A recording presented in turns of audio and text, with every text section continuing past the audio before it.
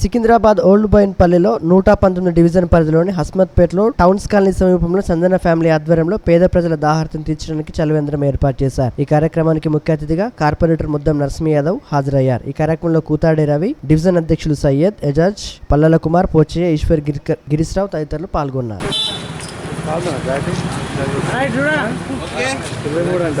ఏర్పాటు చేయడం జరిగింది. ఇక్కడ సంజన ఫ్యామిలీ మాజీ డిఎస్పీ వాళ్ళ కొడుకు గిరీష్ కుమార్ ఈరోజు ఎందుకంటే ఈ పేద ప్రజలకు కానీ స్కూల్ పిల్లలకు కానీ ఇక్కడ వాటర్ ఒక మంచి చల్లని వాటర్ తాగిపోయేందుకు ఆయన కొనుక్కున్నందుకు అనగా మళ్ళీ మిర్చి మా ఇజాజ్భాయ్ గారు, రవణ గారు వీళ్ళందరూ ఇనాగ్రేషన్ చేయడం జరిగింది. ఎందుకంటే డిఎస్పీ గారు రిటైర్మెంట్ అయినాక కూడా ప్రజా సేవలో పాల్గొనాలన్న ఉద్దేశంతో మంచి కార్యక్రమం తీసుకుంటూ ఎండాకాలం ఒక గ్లాస్ నీళ్ళు దొరకడం కష్టము, పేదవాళ్ళు 10 రూపాయలు 5 రూపాయలు బాటలు కొనుక్కారు. కాబట్టి గిరీష్ గారు ఈ మా డీజిల్లో చేయడం గర్వకారణం. ఎందుకంటే దానికి పేద ప్రజలకు వాటర్ వేయడంలో మాది కూడా ఎటువంటి పాత్ర కావాలంటే కూడా వాటర్ ట్యాంక్ కానీ అన్నీ పంపడం జరుగుతుంది.